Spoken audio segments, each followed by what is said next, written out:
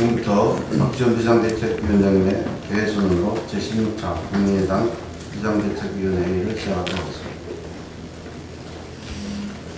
이번 주는 모두 휴가를 많이 가신 것 같습니다.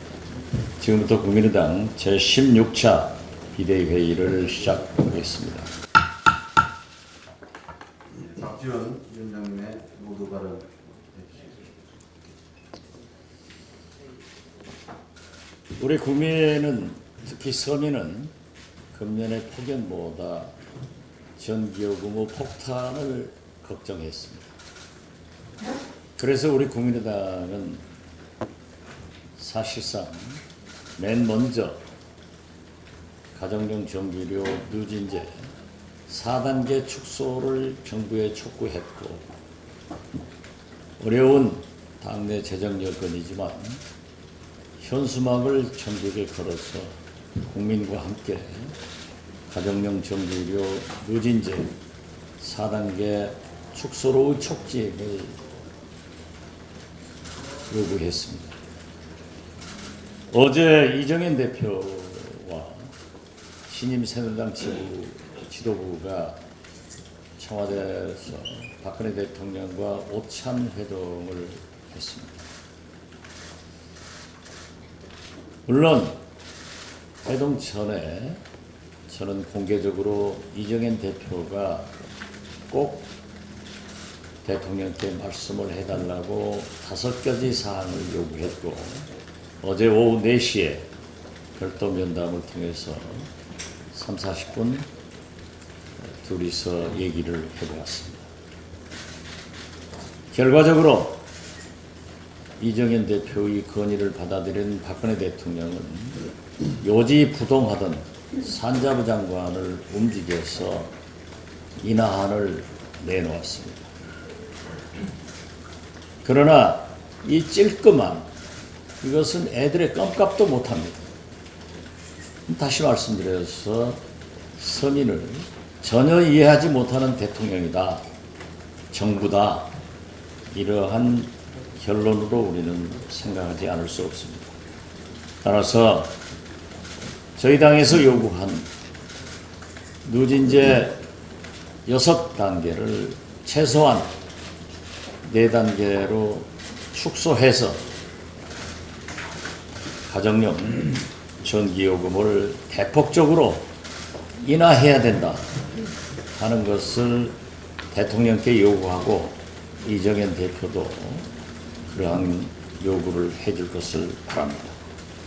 특히 가정용 누진제만을 개편할 경우 저소득층의 부담이 높아질 수 있습니다. 산업용 개편이 있어야 합니다. OECD 국가 중에서 우리나라 국민들은 주택에서 전기를 결코 많이 쓰는 편이 아니라는 통계가 있습니다.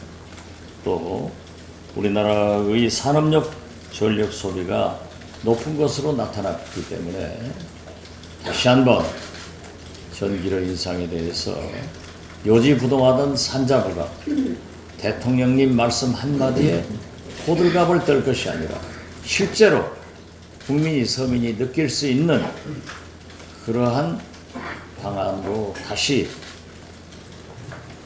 내놓을 것을 촉구합니다. 이정현 대표도 집권 여당의 대표입니다. 대통령의 비서가 아닙니다. 따라서 할 말씀은 드리는 게 박근혜 대통령의 성공을 위해서도, 이정현 대표의 성공을 위해서도 반드시 필요하다고 합니다. 물론 만약 개각시 탕평균형 인사를 우회적으로 표시해서 호남 인사 등용을 건의했다고 하지만은 이러한 것은 전기요금 인상안으로 볼 때 믿을 수 없습니다. 그래서 저는 이정현 대표가 더 강함하게 대통령께 요구할 것은 요구해야지, 어제 25분간 독대한 것을 김무성 전 대표는 5분밖에 하지 못했다, 이런 박근혜 대통령의 측근 자랑용으로 해서는 아무 필요 없다는 것을 지적합니다. 이렇게 되면은 박근혜 총재가 탄생하는 계기가 됩니다. 우리가 제왕적인 대통령도 싫어했지만 제왕적인 당의 총재를 싫어했고 국민이 요구하지 않았기 때문에 우리는 당 대표제로 바꿨고 또 대통령은 지금 평당원입니다. 함에도 불구하고 이렇게 당 대표가 국민의 소리와 야당의 소리를 전달하지 못한다고 하면은 그것은 박근혜 총재 시대를 개막하는 신호탄이다. 이렇게밖에 볼 수 없습니다. 특히 저와 이정인 대표 사이에 얘기를 하면서 제가 물었습니다. 우병우 민정수석에 대한 해임을 요구했느냐라고 했더니 공개적인 자리여서 하면서 뒤끝을 내렸습니다마는 제가 받은 감으로는 대통령과 독대 때 그러한 말씀을 한 것으로 저는 감을 잡았습니다. 그리고 제가 재차 우병우 수석의 해임으로 모든 것이 시작돼야 된다는 것을 강조했고 이정현 대표는 묵묵부답이었지만은 저는 가능성이 있다라는 긍정적인 신호로 받아들였기 때문에 최소한 다른 문제의 성과는 없었다고 하더라도 정기료 누진, 폐지, 조정, 그리고 우병우 민정수석의 해임에 대해서는 이번 주말이 가기 전에 시원한 뉴스를 우리 국민들에게 주실 것을 대통령께 또 이정현 대표도 대통령께 다시 말씀해 줄 것을 촉구해 마지 않습니다. 어제 우리 정책위에서는 중복지, 중부담 복지 정책에 대한 토론회를 했습니다. 많은 복지 전문가들이 참석을 해서 이제 국민의당이 참으로 여러 가지 좋은 정책을 발표하는데 한국 복지의 새로운 패러다임을 제시하고 있다. 비록 어제 시작한 중복지 중부담 복지 정책이 완결하지는 않지만은 계속 빌드업 시켜서 한국형 복지형 모델로 정착화되어야 한다는 것을 말씀했습니다.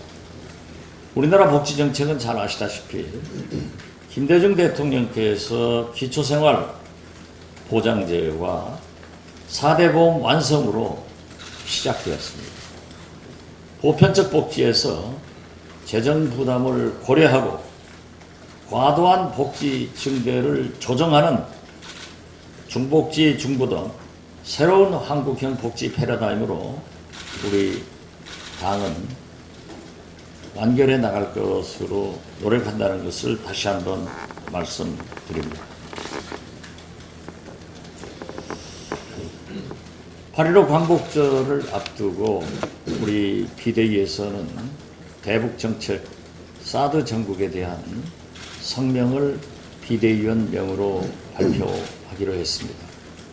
제가 긴 문장이기 때문에 낭독은 하지 않고 별도로 언론인 여러분에게 또 의원, 당직자, 지역위원장 등에게 우리 SNS망을 통해서 배포하도록 하겠습니다.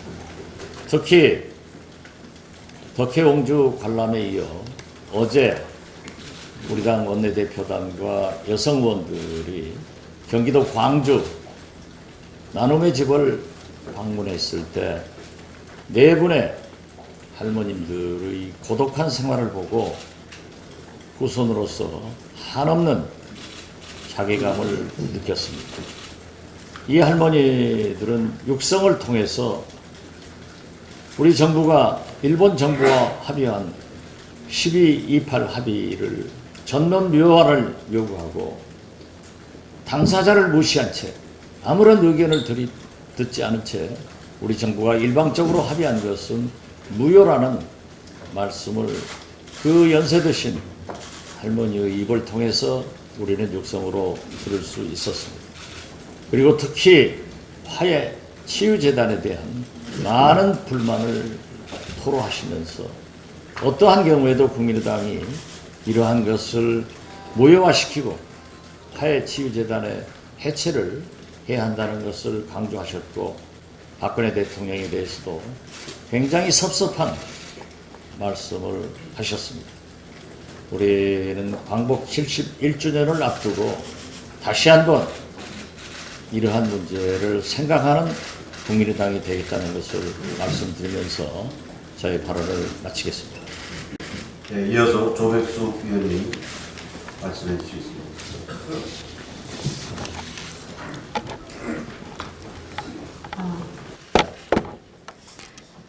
지난 의총에서 국민의당 대선 전략과 관련해서 가칭 국민집권전략위원회 구성을 제안한 바가 있습니다. 여기에 대해서 박지원 위원장님께서 비대위에서 검토해보자 하는 말씀이 계셨습니다. 대선 시기가 빨라지고 있습니다. 역사적인 수평적 정권 교체 이후에 새누리당과 더민주당은 권력 교체기마다 잃어버린 세월을 앵무새처럼 노래하고 있습니다.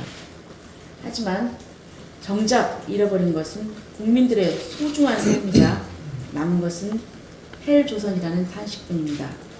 집권기 실패 경험에 대한 성찰과 반성은 그 어디에서도 찾아볼 수 없습니다. 지난 총선에서 국민의당을 탄생시켜준 민의는 그들만의 리그가 아닌 국민의 리그로 바꾸라는 중요한 명령이었다고 생각합니다. 두 거대 정당이 집권해온 지난 세월은 국민들에게 불평등을 강요해온 시간이었습니다. 관료사회는 오만에 빠져있고 재벌들은 탐욕에 물들었으며 정치권은 무능함만을 보여주었습니다.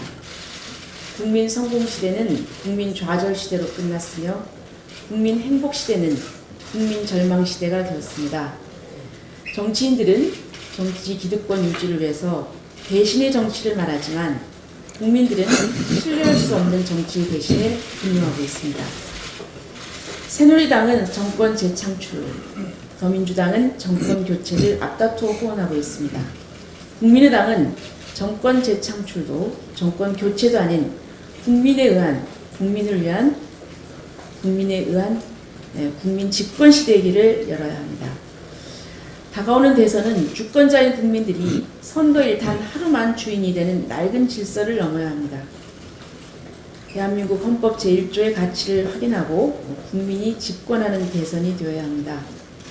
지역과 이념의 진영 논리에 갇힌 반쪽짜리 정권이 아니라 상식이 통하는 100% 국민을 위한 정권을 세워야 합니다. 이와 같은 취지에서 저는 국민집권전략위원회 구성을 제안을 드렸습니다. 국민의당은 기득권을 고집하지 않으며 개방적인 플랫폼 정당을 지향하고 있습니다.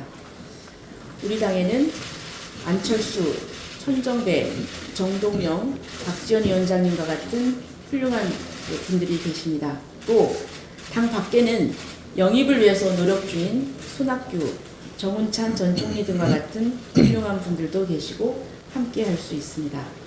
국민과 함께 국민의 힘으로 국민 집권 시대를 열어나가는데 국민의당이 앞장서 행동해서 나서기를 기대합니다. 또 한 가지 전기 요금에 관해서 말씀드리겠습니다. 가정용 전기 요금 누진제에 대해서는 여태까지 정말 많은 국민들이 이 부분에 대해서 분노에 가까운 심정을 토로를 했습니다. 전기세 폭탄, 그리고 또 폭염에 전기세가 무서워서 서민들은 에어컨도 틀지 못하고 있습니다. 제가 8월 5일 날 산자위에서 상임위에서 제가 질의를 했는데 그때 산자부 태도는 꿈쩍도 하지 않았습니다. 계속 잘못된 게 없고 이 가정용 전기요금 누진제에 대해서 손볼 생각이 없다 그랬었는데 어제 대통령이 검토하라는 한마디에 당장 그 협의를 거쳐서 누진제를 일부 손을 놓았습니다. 물론 충분하지 않고 찔끔 그리고 땜빵 처분입니다. 이것으로 감면되는 전기세는 별 몇만 원에 불과합니다. 이렇게 국민들의 분노에 찬 함성 그리고 야당의 목소리에는 꿈쩍도 하지 않은 그런 산자부가 대통령 말 한마디에 부랴부랴 회의를 소집하는 것을 보면서 우리나라가 과연 민주공화국이 맞는지, 대한민국의 주권은 국민에게 있다가 아니라 대한민국의 주권은 대통령에게 있는지 정말 한심한 상황이었습니다.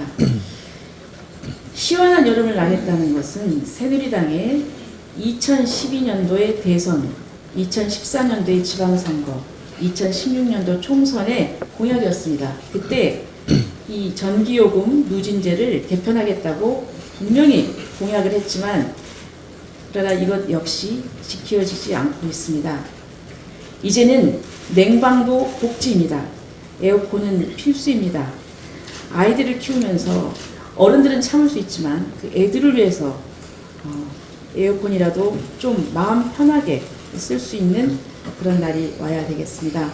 그리고 이러한 국민들의 그 불편함 그리고 또 정말 이러한 절실한 문제에 대해서 다른 어느 당보다도 국민의당이 먼저 문제를 제기하고 그리고 강력하게 이런 부분을 촉구했다는 것을 말씀드립니다. 이상입니다. 네, 계속해서 정호준 위원께서 말씀하시겠습니다. 오늘 8.15 사면 명단이 발표됩니다.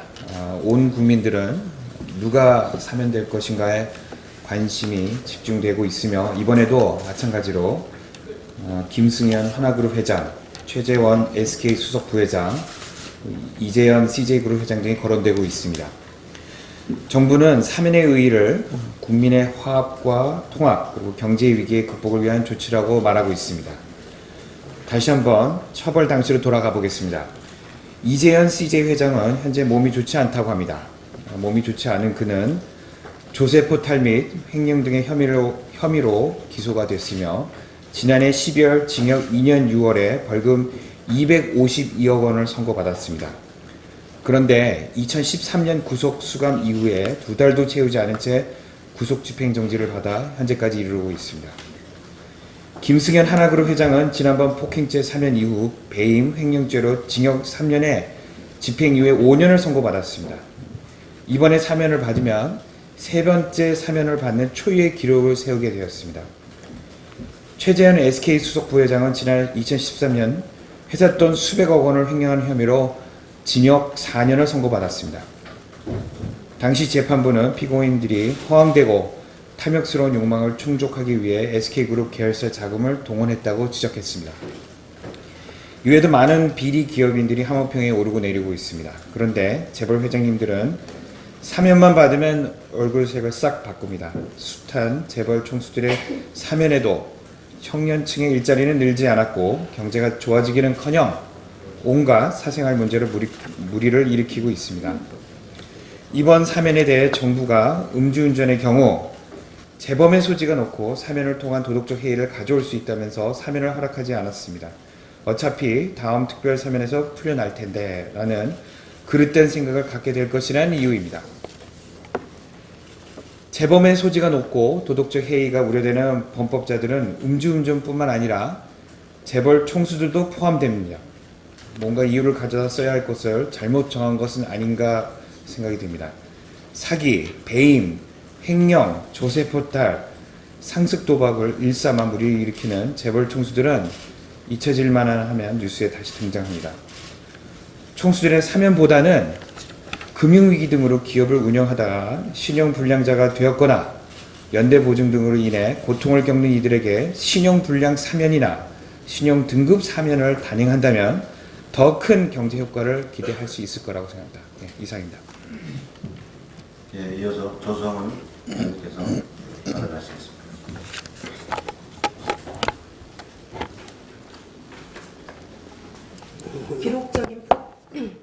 기록적인 폭염 때문에 국민 모두께서 더위 허덕 허덕이는 요즘입니다. 더운 것만으로도 충분히 짜증날 법한데 요즘 조금 뒤 나라들 세금 고지서를 생각하며 짜증을 넘어 화가 나는 요즘일 것입니다. 한전의 올해 예상 매출액은 54조에 달한다고 합니다. 당기 순이익은 작년 기준으로 약 13조 원을 기록했다고 합니다. 물론 돈잔치가 벌어졌습니다. 4월 한전은 산업은행과 정부에 각각 6천억 원과 3천억 원의 배당금을 지급했습니다. 여름과 겨울, 세계 어느 국가에도 없는 가정용 누진세로 한전은 돈잔치를 벌인 것입니다. 한전의 임원들은 성과급을 70%로 올렸습니다. 돈이 남아 돌았나 봅니다. 기업의 성과급은 그야말로 기업의 경영적 성과를 통해서 얻어가는 것인데 한전과 정부 마음대로 누진세를 올리고 얻은 혈세가 한전의 성과입니까? 이뿐만이 아닙니다. 10일 국회 예산정책처 보고서에 따르면 한전의 자회사 영업이익을 포함한 상반기, 이 상반기 영업이익만 지난해 대비 45.8% 급증한 6조 3,098억 원에 달했습니다. 산업통상부와 한전만이 알고 있는 한전과 발전 자회사 간의 정산 조정 계수를 마음대로 높여 자회사의 이윤을 몰아주는 꼼수도 횡행하고 있습니다.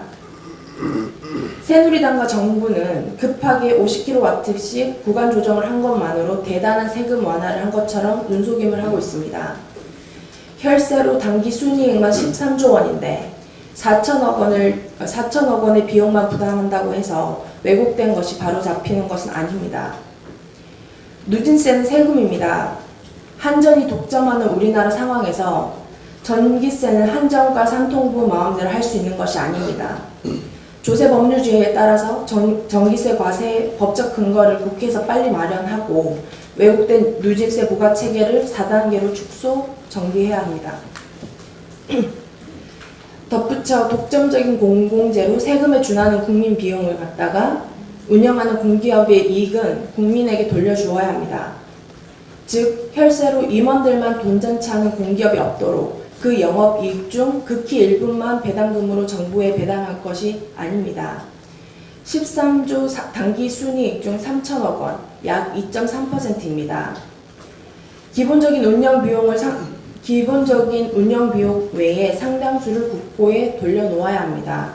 그래야 국민 세금을 많이 내는데 정작 세금과 국가 예산은 동일하는 이상한 현상이 일어나지 않을 것입니다. 이상입니다. 예, 더 이상 발언 없으시죠? 그러면 이것으로 오늘 공개 발언 마치겠습니다. 이어서 내를 비공개로 전하면서 사실 역대 정부에서 사면이 있으면 야당의 의견도 물어봤습니다. 이번에 완전히 야당의 어떠한 소통도 없었던 것은 아마 처음인 것 같습니다.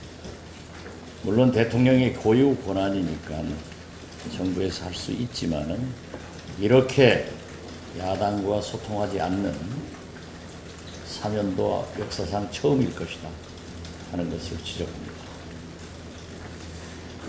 예, 어른 여러분들 협조해 주시면 감사했습니다. 제가 물었어도 모른다고 답변했습니다.